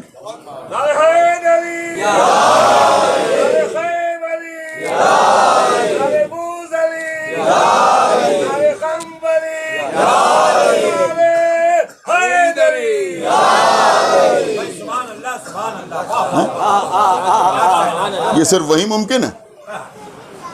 تو بہرحال عزیزوں, ہم نے سورہ ہم پڑھا, گھبرا گئے, کسی کے سامنے پڑھ رہے تھے, پریشان ہو گئے. 7 آیتوں کی جگہ 6 آیتیں پڑھ دی. یہ تو ممکن ہے, کسی کے لیے بھی ممکن ہے کہ سورہ ہم میں 7 آیتیں ہیں, اب وہ بھول گیا, اس نے 6 آیتیں پڑھ دی. یہ ممکن ہے یا نہیں ممکن؟ میں نے کہا بھائی فلاں نے آج نماز پڑھائی انہوں نے, اور خدا جانے کیا کوئی ٹینشن تھا کیا تھا, اور سورہ ہم پڑھا اور یہ والی آیت نہیں پڑھی. اس کا مطلب یہ ہوا کہ 6 آیتیں پڑھ دی سورہ ہم کی. ہو سکتا ہے نا, پڑھنے والے سے بھی ہو سکتا ہے, پڑھانے والے سے بھی ہو سکتا ہے, کسی سے بھی یہ غلطی یہ خطا ہو سکتی ہے. اس لیے کہ نماز پڑھانے والا جو ہے اس کا عادل ہونا ضروری ہے, معصوم ہونا ضروری نہیں ہے. وہ معصوم تو ہوتا نہیں, اس سے بھی خطا ہو سکتی ہے. اس نے 6 آیتیں پڑھ دی. لیکن آپ مجھے بتائیں کہ کیا یہ ممکن ہے کہ کوئی سورہ ہم کی 8 آیتیں پڑھ دے؟ بالکل نہیں. آپ بتائیے, جو میں عرض کر رہا ہوں آپ شاید سمجھ ہی نہیں رہے میں آپ کو کہاں لے کے جا رہا ہوں. کیا یہ ممکن ہے کہ کوئی سورہ ہم پڑھے, انہوں نے کہا آج تو انہوں نے غضب کر دیا, کیا کیا کہ سورہ ہم پڑھا اور 8 آیتیں پڑھ دی. تو بھیا کوئی 6 آیتیں تو پڑھ سکتا ہے مگر 8 آیتیں نہیں پڑھ سکتا. کیوں نہیں پڑھ سکتا سورہ ہم کی 8 آیتیں؟ کہا اس لیے کہ انسان کے امکان میں نہیں ہے کہ وہ ایک آیت بھی بنا کے شامل کر دے. سنایا کیا نہیں سنایا؟ انسان کے امکان میں نہیں ہے کہ وہ ایک آیت بھی بنا کے شامل کر دے. یہی تو مسئلہ ہے. اگر یہ کہا جاتا کہ ان لوگوں نے 26 آیتیں کم کر دی, سنایا کیا نہیں سنایا, تب تو بھیا سوچا بھی جا سکتا تھا. اور یہ کہہ رہے ہیں 26 آیتیں بڑھا دی, اور وہ بھی ان کے لیے کہہ رہے ہیں کہ انہوں نے بنا کے بڑھا دی جنہیں سورہ بقرہ یاد نہیں ہوا.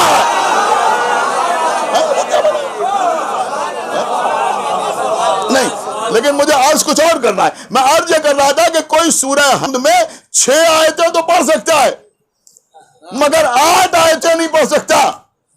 اس کا مطلب یہ ہوا کہ قرآن کے معاملے میں کوئی مقصر تو ہو سکتا ہے مگر غالی نہیں ہو سکتا. میں کہاں لے آیا آپ کو, آپ شاید وہاں پہنچا ہی نہیں. خدا کے لیے بھائی بیدار ہو, یہ کہ کوئی مقصر تو ہو سکتا ہے مگر غالی نہیں ہو سکتا. تقصیر تو کر سکتا ہے, کمی تو کر سکتا ہے مگر اضافہ نہیں کر سکتا. اب میسم زیدی نہیں کہہ رہا ہے, اللہ کے رسول نے فرمایا میں تمہارے درمیان 2 وزنی چیزیں چھوڑے جا رہا ہوں, ایک قرآن ہے ایک اہل بیت ہے. تو جیسے قرآن کے معاملے میں تقصیر ممکن ہے, غلو ممکن نہیں ہے, ایسے ہی اہل بیت کے سلسلے میں بھی غلو کا امکان ہے. ایک صلوات برابر محمد و آل محمد.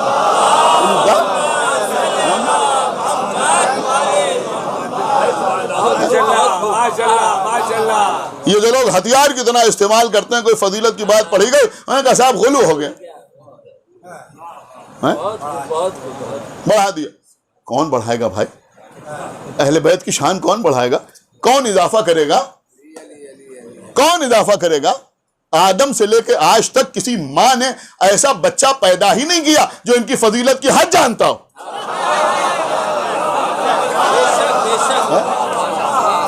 تو بھائی جب کوئی حد ہی نہیں جانتا تو کوئی حد سے آگے کیا بڑھے گا؟ ایک صلوات پڑھیں پر محمد و آل محمد. آپ نے میری بات کو سمجھا؟ تو کوئی اہل بیت کے سلسلے میں غلو کر ہی نہیں سکتا. کون غلو کرے گا؟ یہ غلو کے نام پر فضائل آل محمد کا انکار کر دینا. فضائل آل محمد کا انکار کر دینا. جو اللہ کے علاوہ کسی کو اللہ کہے وہ تو کافر ہوتا ہے. غالی والی کیا؟ آپ میری بات سمجھے نہیں سمجھے؟ وہ تو کافر ہوتا ہے بھائی. غالی والی کیا؟ خود مولا کائنات نے انہیں قبول نہیں کیا, تو جب انہوں نے قبول نہیں کیا تو ہم کیا قبول کریں گے؟ لیکن غلو کے نام پر آل محمد کے فضائل کا انکار کر دینا یا اس میں شک یا شبہ پیدا کرنا, یہ بھی ایک سازش ہے لوگوں کی. سمجھ رہے ہیں آپ؟ اس لیے کہ اگر فضائل آل محمد بیان نہ ہوئے, سمجھ لیے, اور حقیقت یہی ہے کہ فضائل آل محمد بیان جو ہوتے ہیں یہی لوگوں میں تحریک عمل پیدا کرتے ہیں, یہی تحریک عمل پیدا کرتے ہیں. اگر صرف مجلس میں یہ بیان کیا جائے کہ جس نے ایک وقت کی نماز قضا کر دی گویا اس نے اللہ کے ایک معصوم نبی کو قتل کیا, ہے حدیث, اس سے انکار نہیں. لیکن اگر صرف یہی بیان کر کے ذاکر چلا جائے تو کتنے لوگ ایسے ہیں جن کی نماز قضا ہو چکی ہے, انہوں نے کہا اب ہمیں تو جانا ہی جہنم میں ہے. تو اب جب جہنمی میں جانا ہے تو پھر دنیا میں چین سے سوئیں, کیا کریں نماز فجر کی پڑھ کے, پھر ظہر کی نماز پڑھنے سے کیا فائدہ؟ اس لیے کہ ہم کو تو جہنم میں جانا ہی ہے. لیکن جب اس حدیث کے بعد پیغمبر کی وہ حدیث سنتے ہیں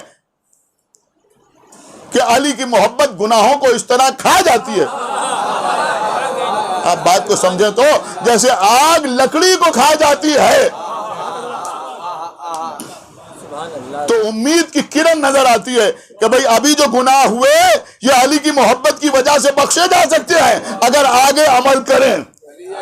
سمجھ رہے ہیں؟ تو یہ حدیثیں جو ہیں یہ انسان میں تحریک عمل پیدا کرتی, عمل کی تحریک پیدا کرتی. یہی فرش عزا امام حسین علیہ السلام ہے. ہم ان کے عناصر کیا بنگلور مجلس پڑھ رہے تھے تو وہاں ہم نے ایک جملہ کہا تھا, ہم نے کہا بھائی ہم آپ کے سامنے 1000 آدمی ایسے لا کے کھڑے کر دیں گے جو یہ کہیں گے کہ ہم نماز نہیں پڑھتے تھے مگر مجلس میں گئے اور نماز پڑھنا شروع کر دی. خدا جانے ایسے کتنے لوگ قبلہ آپ کے سامنے ہوں گے جو یہ کہیں گے ہم روزہ نہیں رکھتے تھے لیکن ہم نے مجلس سنی ہم نے روزہ رکھنا شروع کر دیا. ہم عمل نہیں کرتے تھے, ہم نے مجلس سنی ہم نے عمل کرنا شروع کر دیا. لیکن کوئی ایک آدمی ایسا لا کے نہیں دکھا سکتا جو یہ کہے کہ ہم پابندی سے نماز پڑھتے تھے, جب سے مجلس پہ جانے لگے نماز پڑھنا چھوڑ دی. جب سے ہم مجلس پہ جانے لگے تب سے ہم نے نماز پڑھنا چھوڑ دی.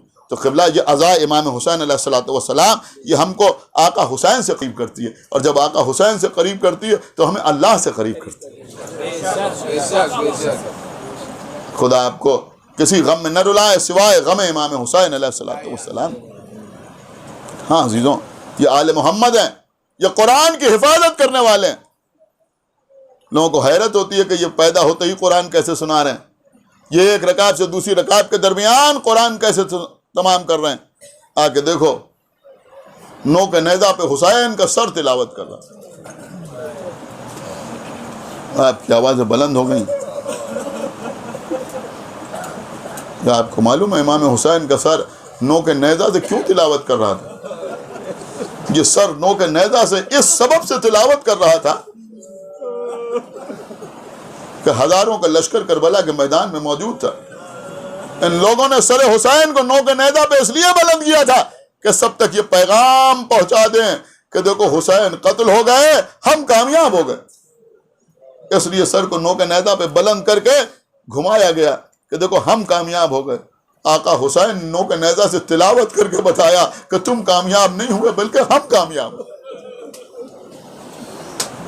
ہاں عزیزوں, 40 قریب ہے. جیسا میں نے کل آپ کی خدمت میں عرض کیا تھا, ایک بے چینی ہے, بے قراری ہے. یہ عجب جذبہ ہے. کسی طرح سے ہم کربلا پہنچ جائیں, کسی طرح سے ہم کربلا پہنچ جائیں. کیوں کربلا پہنچ جائیں؟ کس لیے کربلا پہنچ جائیں؟ کس وجہ سے کربلا پہنچ جائیں؟ کہ اس لیے کہ یہ 40 کا موقع ہے اور 40 میں حسین کی بہن زینب کربلا آئیں. خداوند عالم جن کا ارادہ ہے، جن کی نیت ہے، ان کو کامیاب کرے کہ کم سے کم وہ روز 40 ہی کربلا کی سرزمین پر کسی طرح سے پہنچ جائیں. اگر وہ چاہیں تو کیا نہیں ہو سکتا. عزیزوں بس ابھی تابوت اٹھے گا آقا حسین کا. ایک بات کہوں، ابھی 2 دن پہلے بھی یہاں تابوت اٹھا. 2 دن پہلے بھی یہاں تابوت اٹھا. وہ تابوت کس کا تھا؟ کہ وہ تابوت امام ہشتم کا تھا. امام علی ابن موسیٰ رضا علیہ السلام کا تابوت اٹھا. ایک جملہ کہہ رہا ہوں، ایک جملہ. میں سمجھتا ہوں عزیزوں اگر آپ نے محسوس کر لیا تو مصائب سننے کی ضرورت نہیں. کہ پرسوں جو تابوت اٹھا تھا وہ ایک اصل تابوت کی شبیہ تھا. میں کیا عرض کر گیا آپ کے سامنے، وہ ایک اصل تابوت کی شبیہ تھا. خراسان میں جو امام رضا کا جنازہ اٹھا اس کی شبیہ بنا کے آپ نے اٹھائی. لیکن یہ جو آج امام حسین کا تابوت اٹھ رہا ہے یہ کسی تابوت کی شبیہ نہیں ہے.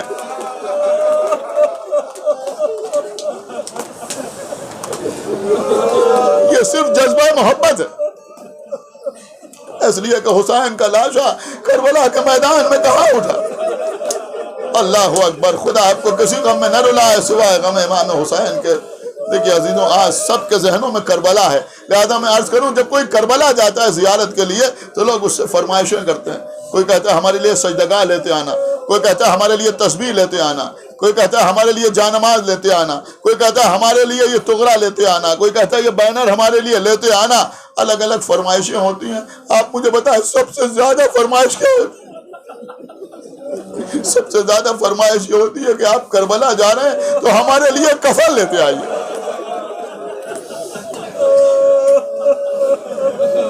جو لوگ زیارات پہ جاتے ہیں ان میں اکثر لوگ خالی کربلا تو نہیں جاتے، کاظمین بھی جاتے ہیں، سامرہ بھی جاتے ہیں، نجف بھی جاتے ہیں. اگر عمرے کے لیے گئے تو مدینہ بھی جاتے ہیں. سب جگہ جاتے ہیں نا. خراسان بھی جاتے ہیں، مشہد بھی جاتے ہیں، قم بھی جاتے ہیں. لیکن کوئی کسی سے یہ نہیں کہتا کہ تم ہمارے لیے مشہد سے کفن لیتے آنا. کوئی یہ نہیں کہتا کہ ہمارے لیے مدینے سے کفن لیتے آنا. کوئی یہ نہیں کہتا کہ ہمارے لیے نجف سے کفن لیتے آنا. کوئی یہ نہیں کہتا کہ ہمارے لیے کاظمین سے کفن لیتے آنا. کوئی یہ نہیں کہتا کہ ہمارے لیے سامرہ سے کفن لیتے آنا. حالانکہ ہم اثنا عشری ہیں، 12 اماموں کو ماننے والے ہیں، سب کو برابر سے مانتے ہیں، کوئی فرق تو نہیں کرتے. یہ لوگ کیا سمجھتے ہیں اگر مدینے سے کفن آئے گا تو باعث برکت نہ ہوگا، اگر نجف سے کفن آئے گا تو نجات کا ذریعہ نہ بنے گا، اگر سامرہ سے یا کاظمین سے کفن آئے گا تو اس سے مرنے والے کو کوئی فائدہ نہ ہوگا. نہیں عزیزوں یہ بات نہیں ہے. پھر یہ کربلا ہی سے کفن کی فرمائش کو کا فرمائش کرنے والے جانتے ہیں جو مدینے میں آرام کر رہے ہیں انہیں کفن دیا گیا، جو نجف پہ سو رہا ہے اسے کفن دیا گیا، جو سامرہ میں آرام کر رہے ہیں ان امامین کو کفن دیا گیا. امامین کاظمین کو بھی کفن دے کے دفن کیا گیا. لیکن جو کربلا میں سو رہا ہے اس کو ہمارے امام آخر سلام کر رہے ہیں، سلام ہو اس پر جسے بغیر کفن کے دفن کر دیا گیا. جزاک اللہ. آپ کی آوازیں بلند ہو گئی. رو لیجیے عزیزوں. ابھی انتظار تھا کہ محرم آنے والا ہے، محرم آنے والا ہے. اتنے جلدی دن گزر گئے. 2 سال سے کچھ پابندیوں کے ساتھ ہم عزاداری کر رہے ہیں. دل پر کیا گزر رہی ہے، لیکن پھر بھی اللہ کا شکر ادا کیجئے آپ کر تو رہے ہیں عزاداری. ارے وہ قیدی جو اگر چیخ کر روتے تھے تو یزید کے سپاہی آگے گھڑکیاں دیتے تھے کہ بآواز بلند نہ رو، تمہارے رونے سے امیر کی نیند میں خلل پڑتا ہے.